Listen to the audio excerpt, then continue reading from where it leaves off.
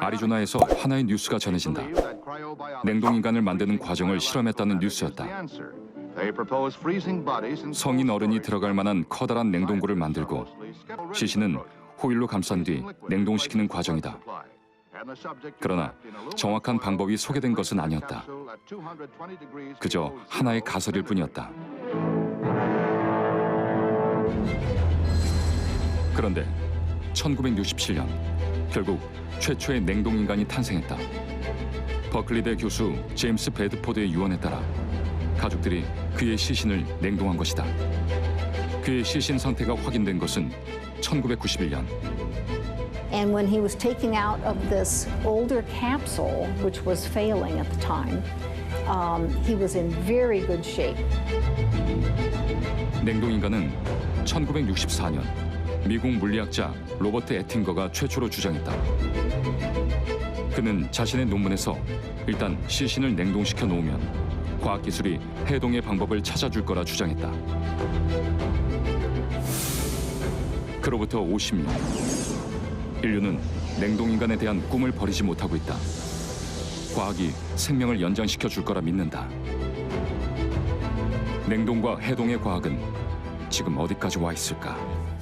세계 최대 냉동인간 업체 알코어 생명재단을 찾았다. Hi. Hi. Nice to meet you. Nice to meet you, Mr. Choi. Welcome to Alcor.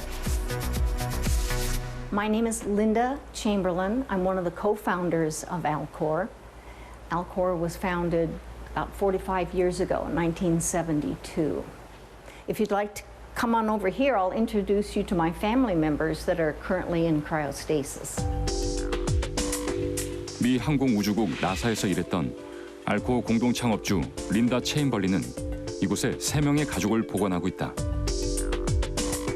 This is his father, Fred Chamberlain Jr. He was the first patient that Alcor placed into that cryopreserved, and that was in 1976. And this is my mother, Arlene Freed. She was cryopreserved in 1990. This is my husband. He's the other founder of Alcor, Fred Chamberlain III. He was cryopreserved in 2012.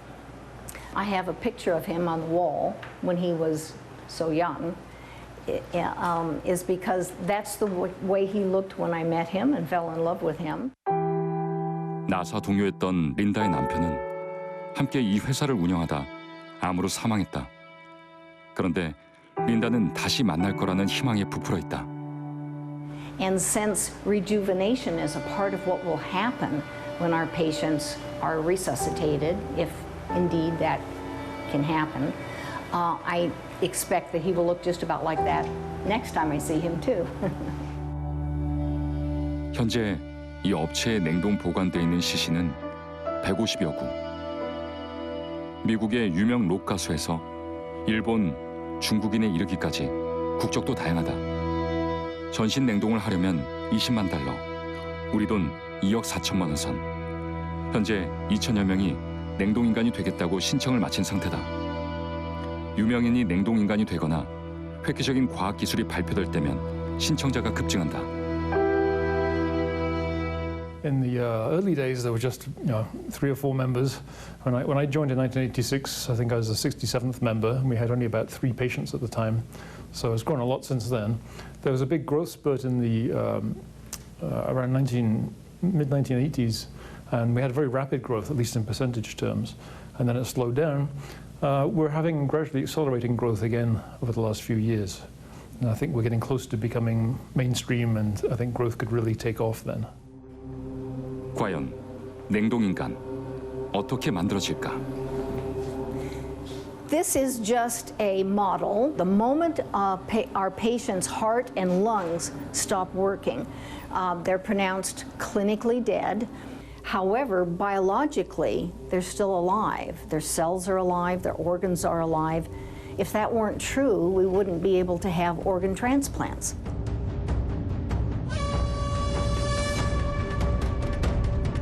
사망 선고 직후 얼음박스에 넣어 냉각시킨 시신이 옮겨지면 본격적인 냉동 과정이 진행된다.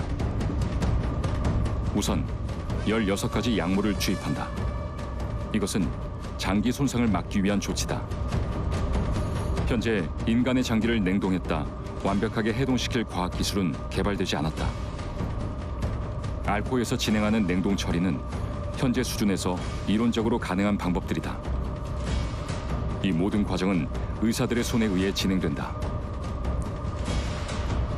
이제 두 번째 단계, 가장 중요한 단계가 남았다. This is the operating room. This is where the surgery is done. If the patient is whole body, a median sternotomy is performed. They open the chest and cannulate the heart so that they can use the vasculature to circulate our various chemicals. 시신의 몸에서 혈액을 빼내는 작업은 완벽해야 한다. 단 한 방울의 혈액도 남겨놓아서는 안 된다. 피가 돌지 않는 인간이 살아있는 인간일까? 알코는 해동 과정에서 수혈을 통해 복구가 가능하다 말한다. 혈액을 빼낸 뒤에는 동결 방지제가 투여된다. With these cryoprotectants in their body, their cells will not crystallize. They will turn into a glass-like state. It's called vitrification. 냉동은 물이 얼음이 되는 과정이다. 그런데 이때 물 분자의 부피가 커지면서 뾰족한 창과 같은 형태로 모양이 바뀐다. 얼음 결정이다. 문제는 이 얼음 결정이 세포에 치명적인 손상을 입힌다는 점이다. 냉동 과정에서 필연적으로 생기는 얼음 결정. 세포를 파괴시키는 이것을 막아내지 못하면 냉동인간은 결코 살아날 수 없다.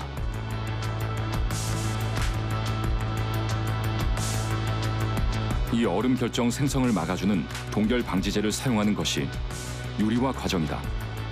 동결 방지제를 투여하면 유리와 같이 말끔한 상태를 유지한다고 해서 붙여진 이름이다.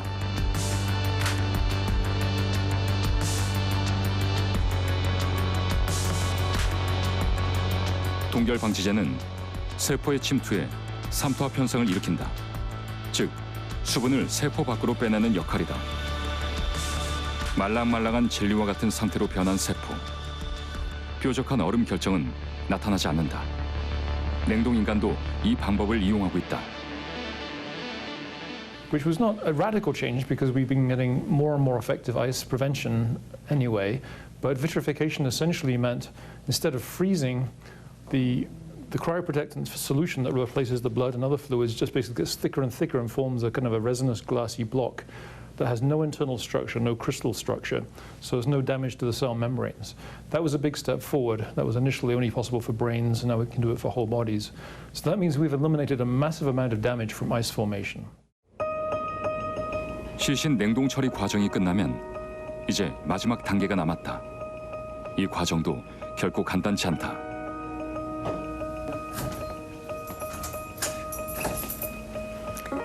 50년, 길게는 100년 동안 냉동인간이 잠들어 있을 곳.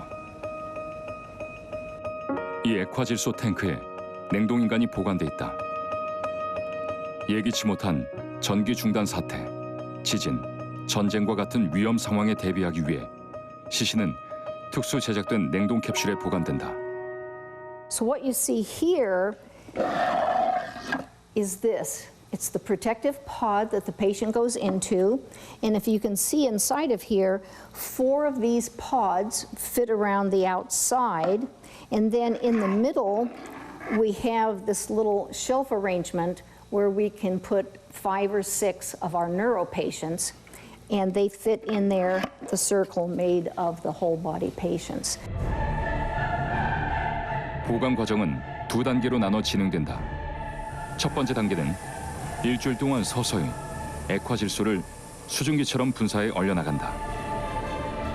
급격한 온도 변화가 신체에 줄 영향을 최소화하기 위해서다. 완전히 냉각되면 그때 특수 캡슐로 옮겨진다.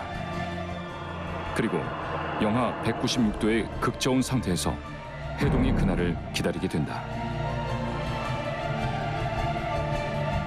액화질소는 현재 가장 완벽한 냉동법으로 알려져 있다. 일반 냉장고의 냉동고 온도가 평균 영하 20도. 따라서 액화질소 캡슐 안은 냉동고의 20배에 달하는 냉각 상태다. 만약 액화질소의 양이 충분하지 않다면 비상벨이 울리고 긴급 사태가 벌어진다. 냉동이 풀려 시신이 녹으면 모든 노력이 수포로 돌아간다. 이런 사태를 막기 위해 냉동 보관실에선 하루 4번 정기 검사를 통해 액화질소의 양을 체크하고 있다. 모든 과정은 끝났다. 과연 언제쯤 저 캡슐의 뚜껑이 열리게 될까? 뇌만 따로 냉동시키는 방법은 전신을 냉동할 때보다 훨씬 간단하고 빠르다. 더욱이 해동되었을 때 과거의 신체가 아닌 새로운 몸을 갖게 된다. 물론 얼굴도 달라진다. 어쩌면 훨씬 젊고 아름다운 모습으로 변하게 될지 모른다. I'm actually signed up for whole body at the moment, but I'm thinking of changing it to a neuro suspension because there are certain advantages to that actually. When they preserve your body, this time is quite critical, you know, in terms of how good they get the cryoprotectant into your body and all of that. And if they can concentrate just on preserving the head, your head probably gets preserved better than if they try to do the whole body. 중국 최초의 냉동인간 소설가 두홍 역시 2015년 췌장암으로 사망하면서 뇌만 떼어 냉동했다. 두홍의 딸은 어쩌면 이 계획이 실패로 돌아갈 수도 있지만 다시 만날 수도 있다는 희망이 생겼다고 말했다. 인터넷을 통해 자신의 상황을 알린 킴 스워지. 20살 나이에 뇌종양을 앓은 여대생이다. I'm interested in cryopreservation because this is really the last thing I can do to try to live longer. It's not that I'm scared of dying, but I don't want to die knowing that I could have done something more. So I'm aware of the problems with the current techniques, and I'm aware that there's damage that's done with the vitrification process, but my hope is that future technology. 그녀는 뇌종양의 고통이 없는 세상에서 살아보고 싶어 뇌만 따로 냉동한다고 밝혔다. 뇌종양을 치료할 수 있게 되면 해동시켜 고쳐달라는 것이다. 뇌만 냉동한다는 것은 한마디로 장기 냉동 보관이다. 기본적인 처리 방식은 전신 냉동과 같다. 시신에서 머리를 떼어내고 혈액을 빼낸 뒤 동결 보존제를 넣고 냉각시키는 방법이다. This is where our neuro patients go through this procedure. The patient first arrives, they're on the operating table. If they are a neuro patient, this head, the cephalon, is removed. The cannulation is done with the carotids instead of the heart. The carotid arteries are cannulated so that we can do the perfusion. 현재 어떤 장기도 냉동 보관이 불가능하다. 더욱이 뇌를 이식한 사례도 없다. 알코올 생명재단은 뇌는 두개골이라는 안전장치가 있어 손상을 막을 수 있고 무엇보다 해동된 뒤 전혀 달라진 자신을 만날 수 있다고 말한다. It will be very easy to grow a new body from their own DNA. That's one option. 3D printing is an option. Right now, they're already starting to 3D print organs for transplant. That's an option. There's also the option of, and this is a little bit more science fiction, but it may be possible to generate a body, instead of being made of billions of biological cells, it would be made of billions of nanobots, little computer devices. 인체 모든 기능을 관장하고 기억과 언어, 감정까지 기록된 뇌. 따라서 뇌는 그 구조가 복잡하고 치밀하다. 과연 냉동과 해동을 견딜 수 있을까? 의사이자 과학자인 에릭 비어리는 손상을 막을 방법은 물론 손상을 회복시키는 방법까지 연구되었을 때 깨어날 수 있다고 본다. than a brain that is alive, cryopreserved. What is the difference between those two brains? When you go to sleep, yeah, it's the same brain that wakes up, pretty much. It ultimately might require a completely new kind of physics, where we would have the physics of knowing chemicals and cells and how they work and keeping them so that they stay together and don't become damaged. Or if there is damage, then we could reconstruct them. So on the one hand, the technology hopefully will improve, continue to improve as it has over the last 50 years, to do less and less damage when you're suspended. And then on the other hand, we need the technology to repair the damage that was done and to revive people. And so the better the suspension is, the less technology you need to revive people. At the moment, because the technology is still quite primitive, it will take advanced nanotechnology to do all the repair, to repair the damage that is done during freezing, during cool down. 만약 깨어났는데 기억과 자아를 관장하는 부분에 손상을 입는다면 그때는 어떤 일이 벌어질까? 기억을 모두 잃었어도 내가 나일 수 있을까? 이런 의문을 해결하려면 인간 뇌를 완전히 정복해 신경망 구조를 알아야 한다. 한국뇌연구원의 경우 생쥐 뇌에 대한 연구가 진행되고 있다. 인간 뇌에 대한 연구, 특히 냉동뇌 연구는 아직 엄두도 내지 못하는 상황이다.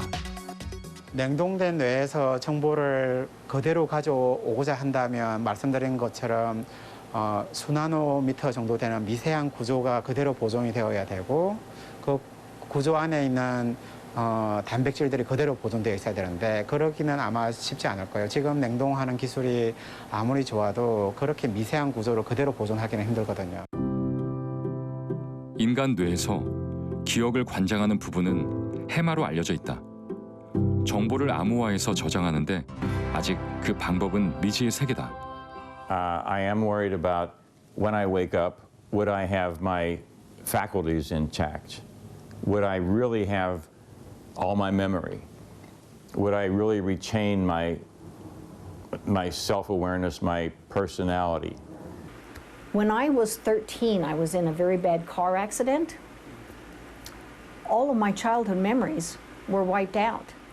And yet I had the sense that I was still me. There were a few things, I recognized family members.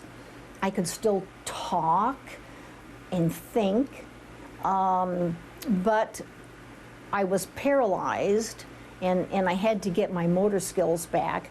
And I didn't have memories of my childhood, but I still had the sense that it was me. Well, I guess that sort of comes into my study of philosophy and and all different aspects of it. I certainly don't believe that there's anything outside of what is encoded in our brain. So if our brain structure is preserved, then our personality is preserved. There's nothing outside of the brain that gives us personality. 최근 과학계는 뇌 구조를 전산화하는 작업에 돌입했다. 뇌의 뉴런 사이를 연결하는 지도를 만들어 보면 기억과 정체성을 코드화할 수 있다고 보는 것이다. 저희는 신경세포들 간의 연결 관계를 지도화하고 있는데요. 신경세포의 연결 지도를 보려면 나노미터 수준의 이미징이 가능해야 합니다. 현재 연구 작업은 아주 작은 크기의 생쥐뇌, 그것도 일부분만 밝혀냈을 뿐이다. 뇌를 도로에 비유한다면 고속도로 정보만 알아냈다는 뜻이다. 국도나 골목길까지 알려면 시간이 더 필요하다. 이것은 생쥐 뇌의 신경 한 가닥을 형성화한 지도다. 비교적 넓게 드러난 곳이 기억 저장 공간. 만약 인간 뇌 지도를 만들려면 전 세계 저장 용량의 절반이 필요한 상황이다. 사람의 뇌 지도를 만드는 것은 하나의 연구소에서 할 수 있는 일은 아니고요.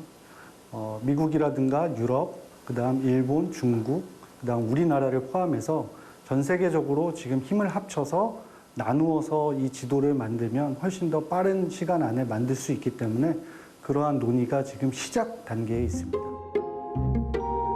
인간 뇌에 대한 연구가 이제 막 진행되고 있는 상황에서 냉동과 해동 과정을 거쳤을 때 뇌가 얼마나 손상될지는 예측이 어렵다. 지금은 동결 방지제를 이용해 손상을 최소화하는 방법이 시도되고 있을 뿐이다. 그렇다면 냉동인간의 꿈은 실현 불가능한 꿈일까? 지난 50년간 인체의 비밀을 풀어온 과학이 이 꿈을 이루기 위해선 어떤 과제를 해결해야 할까?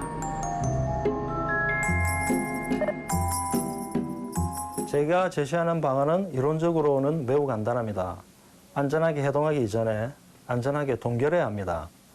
분당 7만 도의 속도로 올려서 얼음 결정이 생길 수 있는 시간을 원천 봉쇄하고 분당 1000만 도의 속도로 녹여서 얼음이 녹는 과정에서 생기는 얼음 재결정화 과정을 건너뛰는 연구 결과가 최근 공개되었습니다. 하지만 인간은 단일 세포가 아닌 복합적인 유기체입니다. 냉동인간이 가능해지기 위해서는 복합적인 세포 조직, 장기의 동결과 해동에 대한 기초 연구가 선행되어야 합니다. 결빙 방지 단백질은 얼음이 얼고 녹는 과정 중에 생기는 얼음 결정의 성장을 억제하는 활성이 있으므로 이 단백질을 잘 활용한다면 미래의 성공적인 냉동인간의 실현을 한 발짝 앞당길 수 있지 않을까 생각합니다. That one of the important possibilities for us is not just to be revived to fix our body, but another possibility and another thing for us would be for some humans to be sent out into space, to go to other stars and other galaxies, and that would be where the cryopreservation technology would be useful and important, so that we would not have to be awake for long trips, that we would be able to go to sleep for a long time and then arrive at a new planet and then be able to come back. So that is an interesting story and an interesting possibility, so that we would have the chance to avoid the loneliness of a very long trip. So I think that's an important thing for us to think about as well. Even the healthy people might want to do something like that.